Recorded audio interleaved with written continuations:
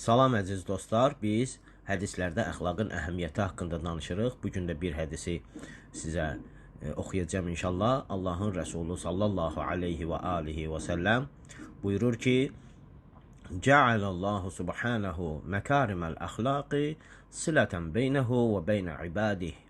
Fəhəsbu əhədikum ən yətəməssəkə bi xulqin muttasilin billah. Allah Teala deyir, əxlaqi dəyərləri özü ilə bəndələri arasında əlaqə vasitəsi etmişdir.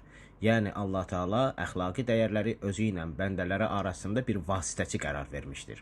Sizlərdən hər biriniz elə əxlaqa sarılmalıdır ki, onu Allaha bağlasın. Yəni biz Allahın xoşuna gəlməyən əxlaqa sahib olsaq, biz Allaha heç vaxt bağlana bilmərik. Allaha gərək Allahın istədiyi əxlaqa sarılıb Allaha bağlanaq. Başqa sözlə Allah Teala ən böyük əxlaq müəllimi, İnsan, ruh və nəfsinin tərbiyəçisi və bütün fəzilətlərin mənbəyidir.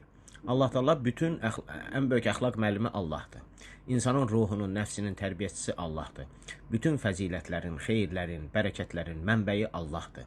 Allaha yaxınlaşmağın yeganə yolu da ilahi əxlaqa yiyələnməklə mümkündür. Əgər əxlaqi dəyərlərə sahib deyilsənsə, ilahi əxlaqa sarılmamsansa, sən Allaha yaxşı bəndə ola bilməzsən. Deməli, hər bir əxlaqi səciyyə Allahla insan arasında rabitə yaradır və bu minvalla onu müqəddəs ilahi zata yaxınlaşdırır. Dini rəhbərlərin həyat tərzi də başdan ayağa həmin məsələni bəyan edir. Belə ki, onlar hər yerdə əxlaqi fəzilətlərə dəvət edirdilər, Peyğəmbərlər özləri də bunun canlı nümunəsi idilər. Yəni özləri o əxlaqa sahib olmasaydılar, digərlərini də əxlaqa dəvət eləyə bilməzdilər.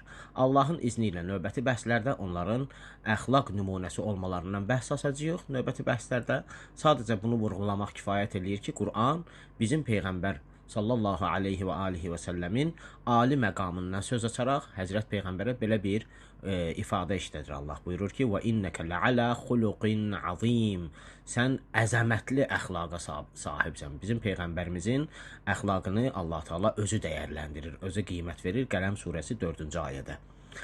Yəni, görün Peyğəmbərimiz necə gözəl xüsusiyyətə sahib olub ki, necə gözəl əxlaqa sahib olub ki, Allah Teala onun əxlaqını tərifləyir. Gələn bəhslərdə də inşallah əxlaq elminin tərifi, onun fəlsəfəsi və digər şeylər barəsində, bəhslər barəsində danışacağıq inşallah. Sağ olun.